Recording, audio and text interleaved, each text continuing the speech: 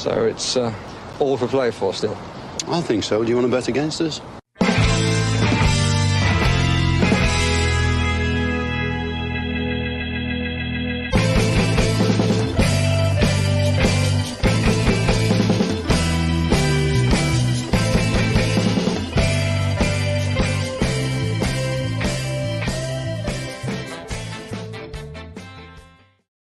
Hello, everybody, and welcome to For the Love of Paul McGrath podcast and Team Sheet Tantrum at 11:24. I do apologize for my tardiness. I couldn't get the intro to load for whatever reason, and I didn't really feel like singing the intro this time like I normally do.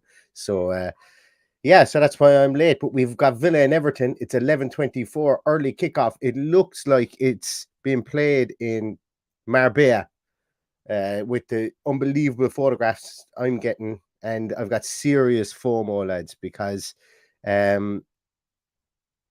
was supposed to be over this game, but there was one or two things that just contrived to stop me from going over to it. It's a bit of a pain in the balls, to be honest with you. I'm gonna let you in because I was supposed to go over to the Walsall game as well, and there was one or two things that just contrived to stop me going over.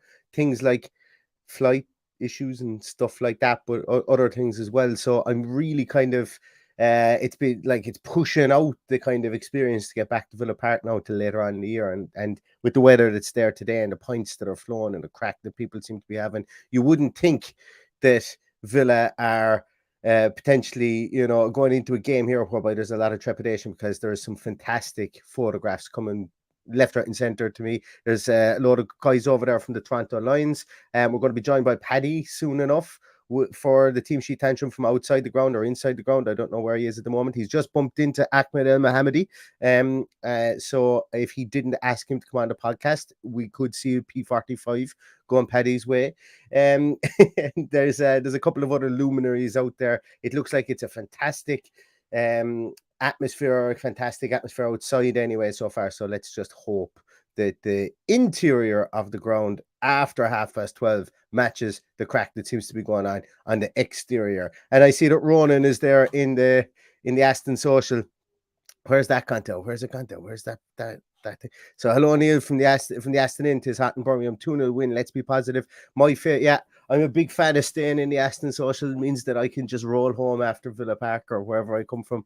I can just roll back to the Aston social afterwards. So a man after my own heart there. Guys, got to start off with a couple of things here. So David Ornstein has been hot on the press. I don't know if some of you guys have seen it. I don't know if you follow David Ornstein. I'm going to bring up a tweet here that he has popped out today that you may or may not have seen. But David Ornstein has been tweeting today and been mentioning that Tyrone Mings is back in. It is expected to start for Aston Villa versus Everton after losing his captaincy and being an unused sub at Bournemouth. The 29-year-old centre-back set for recall by AVFC boss Steven Gerrard, the partner Douglas Carlos ahead of Ezri Konsa. Now, that in itself, I would imagine everybody is going to probably have the conspiracy theorists up in arms to say, is he bending to pressure? Is this Gerrard buckling or whatever? Or it could just be, as Gerrard said, that he was injured and that he didn't start him because he was carrying a bit of an injury, and he's going to start him this week. I don't know. Look, I'm not going to sit here and try and decipher what's going on. But there was a lot of people that saying afterwards that things he said about Mings, he phrased them poorly, which led to them being rightly or wrongly, or potentially rightly, being taken out of context because there's some stupid phraseology there. Tyrone Mings is going to be back in the team today, it seems, and we will be interested to see if that rumor holds true. I'd be very surprised if David Ornstein was after coming up with Porky Pies, to be honest with you. I'd be super, super surprised if he wasn't on the nose when he was reporting something like that, because he is quite reputable in the greater scheme of things. And we've got a couple of minutes before the teams are announced. We have there's some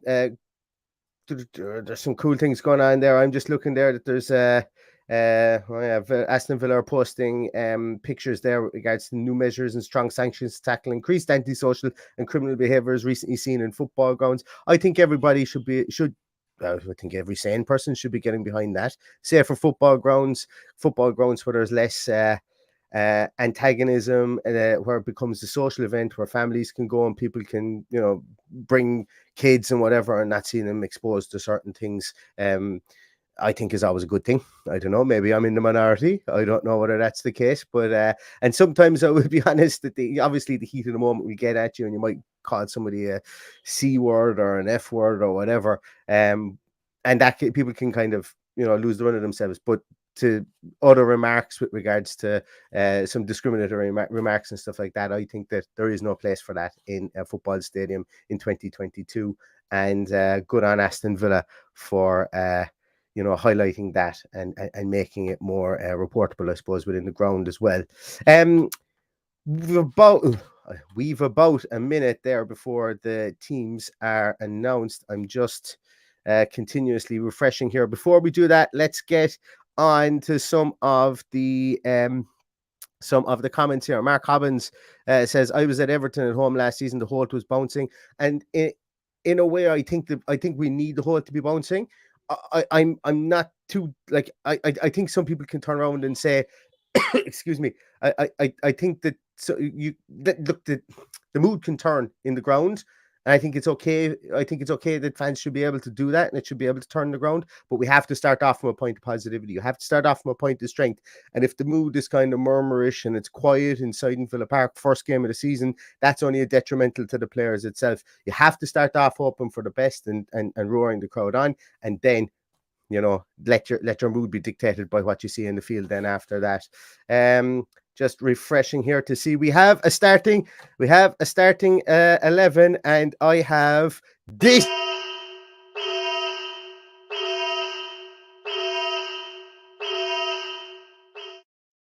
I told you I'm mad with my vignettes that I was going to be playing, and I'm sure I'm going to get loads of messages to say never play that again. But we do have a starting team, and it is out. Our starting team is as follows: Emi Martinez, Cash, Diego Carlos, David Ornstein was right. Mings is in there with Luca Dean, McGinn, Kamara, and Jacob Ramsey take up the midfield positions once again. Coutinho, Ings, and Watkins. So there's 2 9s and 1 10 up top this today. Coutinho gets the role again. I'm sure there's going to be some comments when I start looking at that. What has he got to do to not retain his place in the team? Which I think this might suit him a small bit better now, playing in that more central, that one behind the front two, in that more of a diamond midfield. But I hate even saying diamond midfield because I don't think there's ever such thing as a diamond midfield, and I certainly don't think that we will see a traditional diamond today. Substitutes consist of Olsen, Konza, Chambers, Augustinsson, Young, Dougie Louise, Buendia, Bailey, and Archer. And I think that's probably, if I'm not mistaken, that is probably the strongest match day squad that we could potentially have out there based on who we have. I don't think, yes, you could talk about potentially young Tim comes in and somebody drops out. Is there a need for both Konza, Chambers, Augustinsson, and Young on the bench there? I know Young is the Swiss Army knife. A lot of people here will know my thoughts on an aging Ashley Young and so on. But the fact that he is that kind of Swiss Army knife that can give you 10 minutes in various positions, although I obviously the full-back positions, I'm not a fan of him playing there. Somebody at the club is.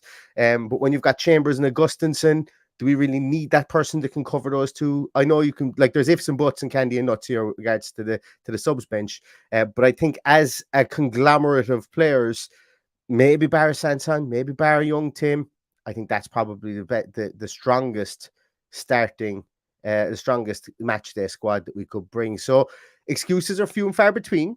They've had a week to work on things. The one thing I'm going to say here is that, and I'm going to do Dr. Jekyll, Mr. Hyde here, or Mr. Jekyll, Dr. Hyde. I can never remember which one it is. And I'm going to talk about 2 different points of view that I could have here with regards to this team. And number one is Steven Gerrard once again has changed the formation. And what do we got to do to let the team breathe within a formation, learn it, and become expert in it if you're going to continually be moving these players around? That could be talking point number 1. Talking point number 2 then could also be good on Steven Gerrard for changing the formation that didn't work the last day. This has the opportunity for us to go more central through the middle and it allows a small little bit more opportunity for our fullbacks who are getting forward to get forward, with Kamara being having that much more license to drop in between the two centre halves once more, like he did for Marseille, and obviously played centre half for Marseille as well. So there's two trains of thought I think you can have here, and I don't think anybody will be proven right until, and this is something I'm probably going to have to get tattooed on me somewhere, I don't think we'll fully know whether it's right or wrong until 15 minutes into the game. So for me, I think that's something that is to be. You can look at it two ways. You can castigate it. And you can say this weak managerial ability because he wasn't able to stick to his guns and so on and so forth. Or you could say strong managerial ability, learn from his mistakes last week. If you feel that the tactic was a mistake last week and has now rectified it, put the two boys up top with with some firepower, and let's see if we can feed him the bullets through the centre now. Either way, he'll either be proven right or he'll be proven wrong. I'm waiting on my own mucker Paddy. He's supposed to be joining me at some stage. I don't know if he is. I don't know if I've sent him the link there, but he may not be able to get on. Let's take a look at some of your comments there. We have, there he is, speak of the devil. I'm going to get Paddy on and then we'll look at some of your comments there. So I'm just going to remove the team and I'm going to bring in Sir Patrick of Kelly. In Paddy, how are they all in Villa Park? How are they all down B6? John Kelly there. He's like, did you bring your violin case with you there, Paddy, with your Tommy gun inside? It's very quiet and subdued. Give me a minute there now. I'm going to actually see if I can move you to... Now I can hear you. What did you say there? Sorry there, I completely missed everything you said there. Did you say it was very quiet and subdued?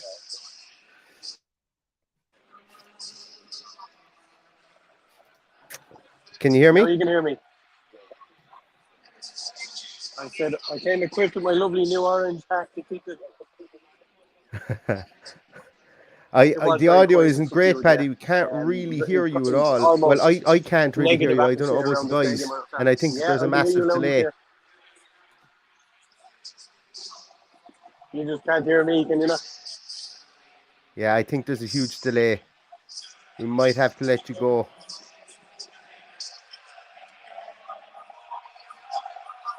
Okay. Yeah. Want me to leave and come back in?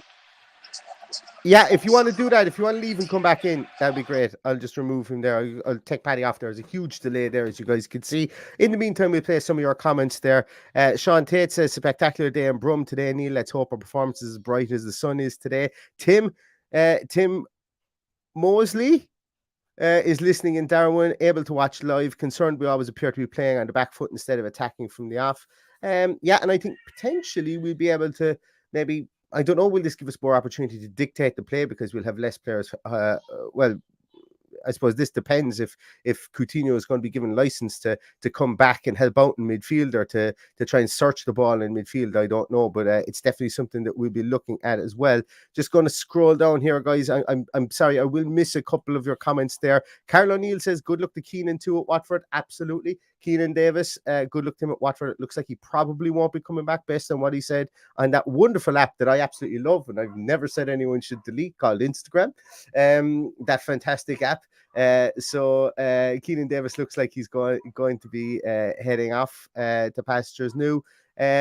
Philip Drew says, Philip Drew is on the way to Buskers for the first time this season. Hope your first Connacht meet at Taste, that should be Taft's, I think, goes well. Yes, we're having our very first meet up for the Connacht Lions in Taft's today. You'll be able to see it there. That's our official pennant for the official Lions Club. We're going to be meeting up today, and I'm absolutely looking forward to it. And I hope you guys have a great day in Buskers as well. And that's why we may need to curtail this. So I suppose we will finish around 10 to give me time to hightail it into Galway City and be sitting on a high stool before the match starts.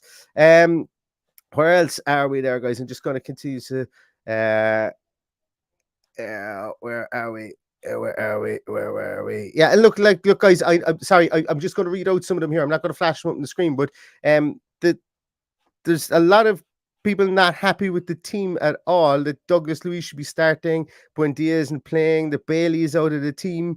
I suppose, once again, as I said, there's going to be two trains of thought here. There's going to be trains of thought of people who wanted him to change it up based on last week. And then when he has changed it up, people aren't going to be happy. So, like, I know, I completely understand that. I don't know who's right and who's wrong. I'm not going to sit here and try and create supporter wars between two factions.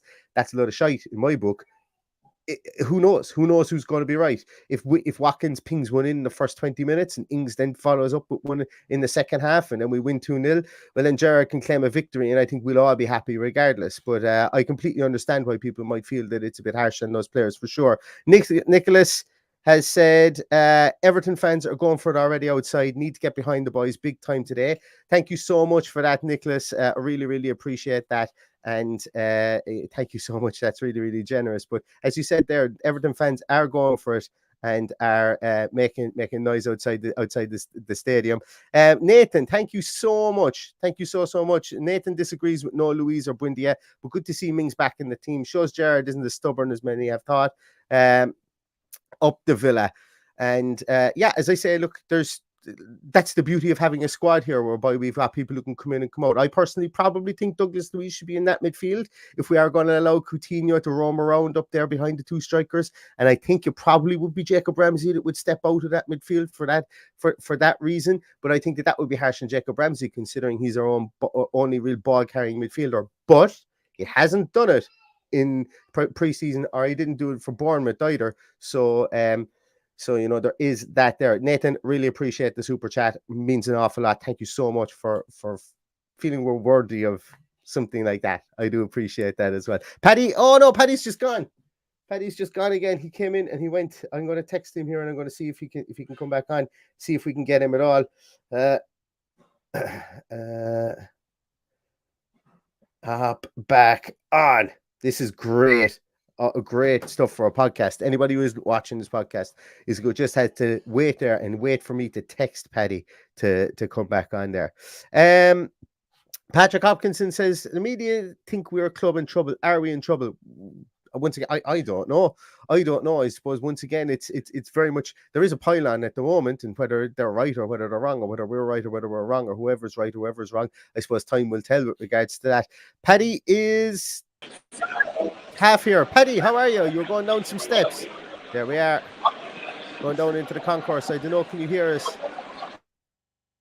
I don't like to see Paddy with the sunglasses on. It feels like he looks like a hitman, and I don't want him taking anyone out over there. I need him for the podcast, but I don't think he's got the best of reception. So I'm just going to remove him there, and I'll keep an eye on his stream here off in the lobby to see if it stabilizes there.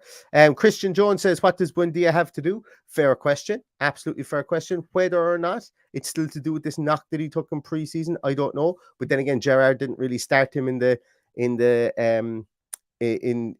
last season either when he wasn't without a knock. I don't know. Mark Hattersley, this is something that we should all be aware of because, in fairness, it's weak management by Gerrard dropping Bailey and not thinking about my fantasy football team. Look, at least you're honest. At least you're honest. I like it.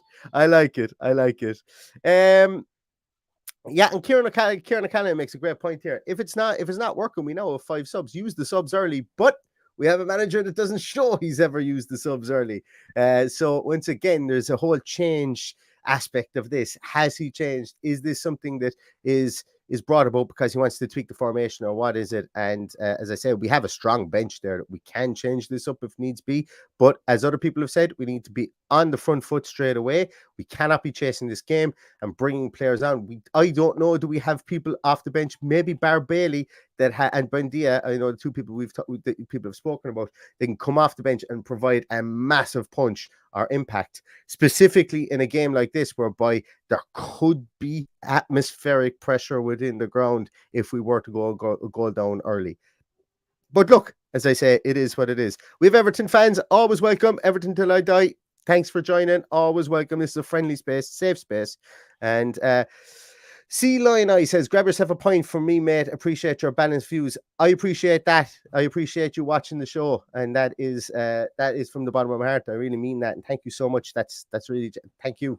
I blown away that somebody would actually think that, that we're worthy of that. So thank you so much. I really, really appreciate it. Mike Roch. I just keep on saying it. Mike Roch. Says Gerrard picking his favourites again. Drops Bailey, Luis Buendia, and Chambers still on the bench. Yeah, I suppose. Look, all good points, but with the strong squad comes comes hard decisions, and like let's not get away from it.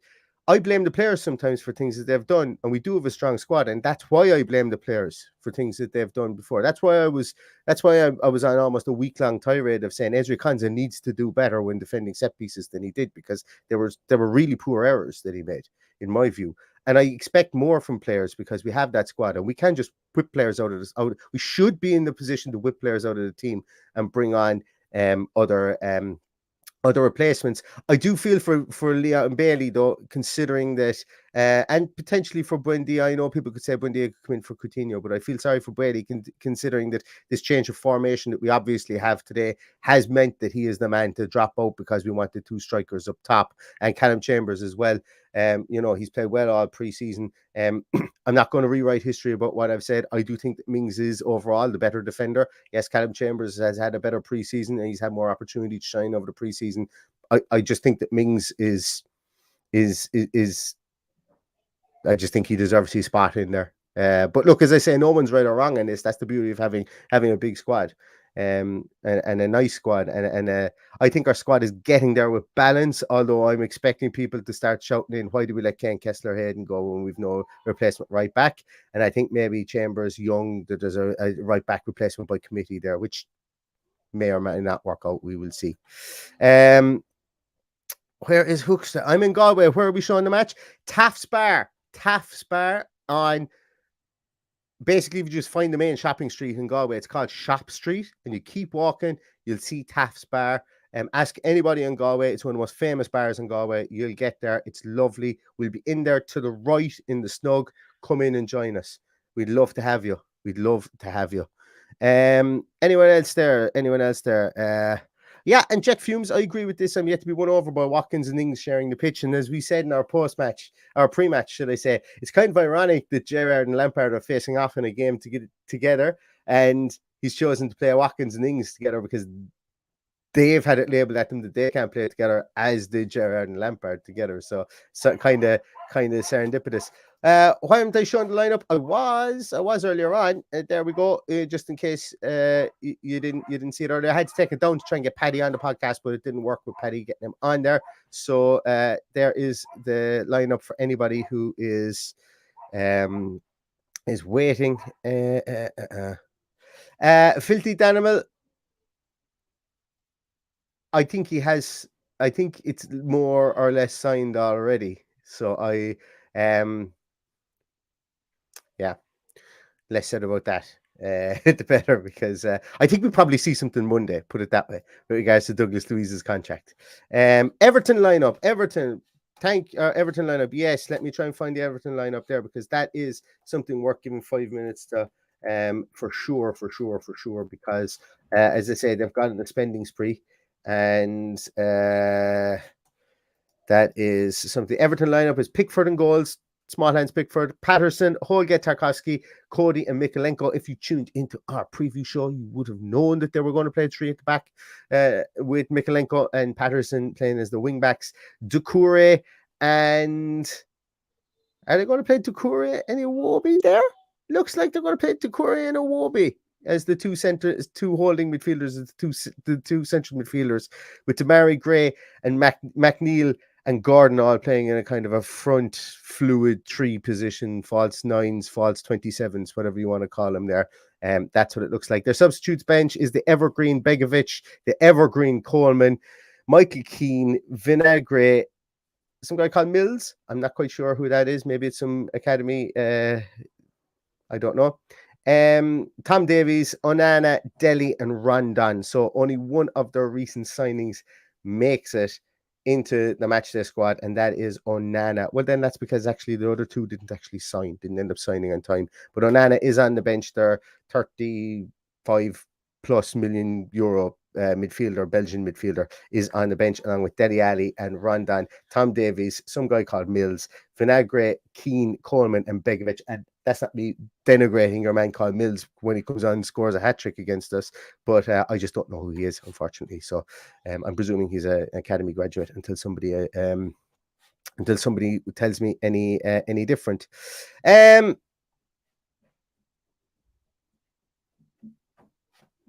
Jude McCarthy asked the question here: Sanson, Tim, and Guilbert not on the bench. Tim going out on loan. Sanson and Guilbert toast. I wouldn't imagine Tim is going out on loan. I just don't like.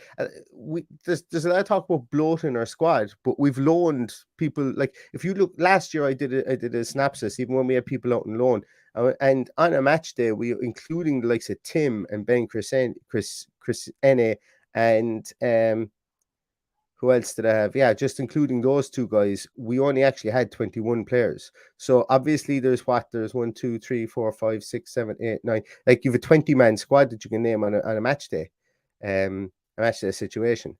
So we're getting to the stage whereby it will be kids on the bench if we start loaning out more of the kids. So why are we loaning out our good kids if when our senior players get injured, we have to bring up kids that we don't think are as good as the kids we're loaning out.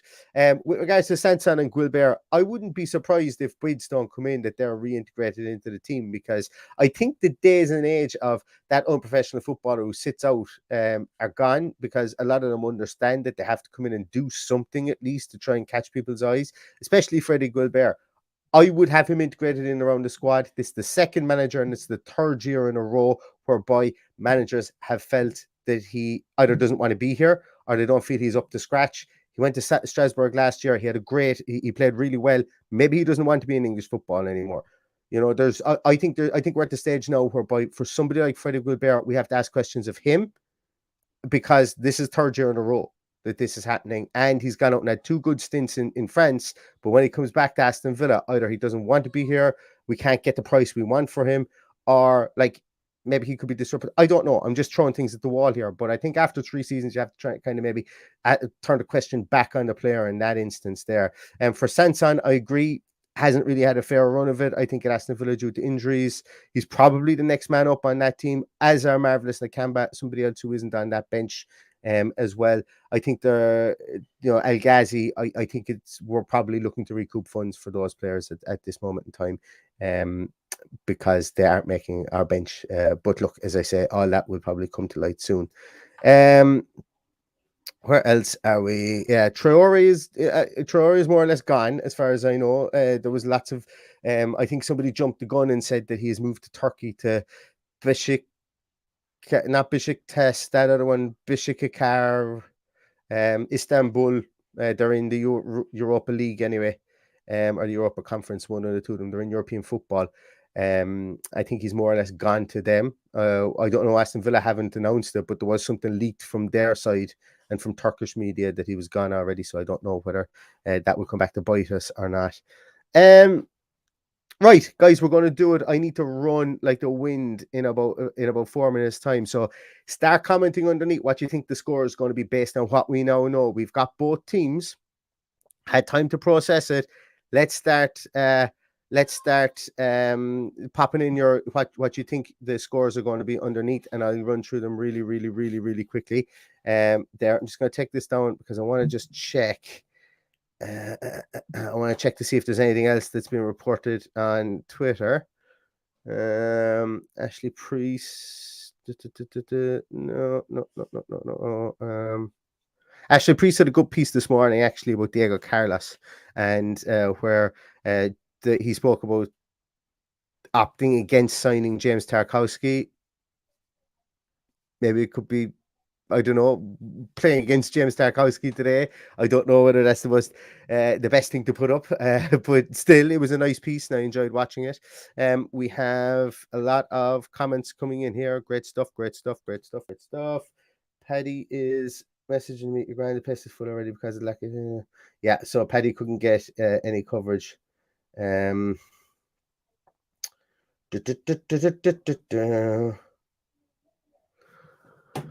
Okay, Whoa. Okay. Right. Here we go. We're going to start with it. Music Junkie says 2-2.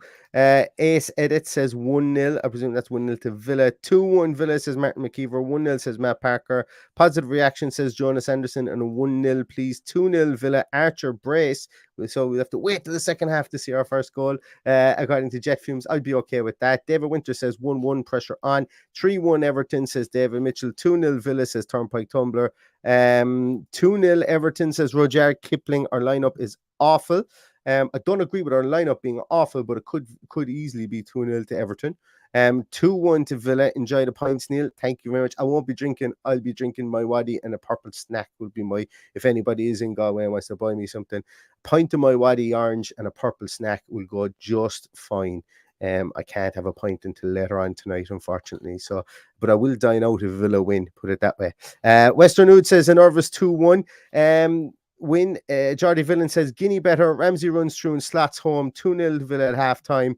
Ollie finishes it late in front of the mighty Hall, then 3-0 Villa. And I love Jordy Villan's optimism, and it's soaring through my veins because that's what I want to happen myself. If we score inside 15 minutes, 3-1 Villa. If we don't, a frustrating 1-1, says Hippo 84. 3-0 Villa, let's stay optimistic, says the Macbees. 3-1 Everton, says Patrick Hopkinson. Had a ticket, but an attack of goat means an empty seat. Oh no, Aurelio. Hope you feel better soon. Hopefully Villa make you feel better soon. Hopefully Villa make you feel an awful lot better soon, and hopefully a win makes you feel better as well. David Stiles says 2-0 in the bouncing Villa Park. AVFC agent Gerrard says we'll get a draw. Alper Khan says, is El Ghazi staying at the club? Hard to know. You see him training. I think he's a professional. I think he'll stay around as long as we keep him. But whether he stays at the club long term is probably doubtful. I would say if an offer came in that we would let him go. 1-1 Watkins says Gav Deese. 1-1 says Nigel Franklin. 1-1 says Cat Cannon. 3-0 Villa says Ian. 2-0 Villa says Linky. 0-0 says Stephen Wright.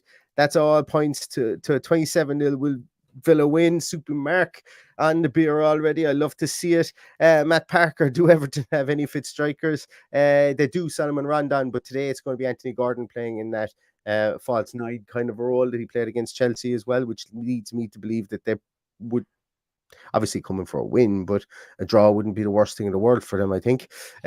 Street Beats 34 says 2-1 Villa, I reckon. Won't be easy though. Kevin Donnelly says 3-1 Everton, unfortunately. Filthy Daniel says 1-0 first half, 3-0 second half. Bailey and Bundy off the bench to make a difference against the tired Everton team in the heat. Love it. Jet Fume says great overnight parking in Galway, I hear. I wish. I've lived in Cork, Limerick, Dublin and Galway, and the only place I've ever got clamped is Galway, and I've been clamped about 5 times.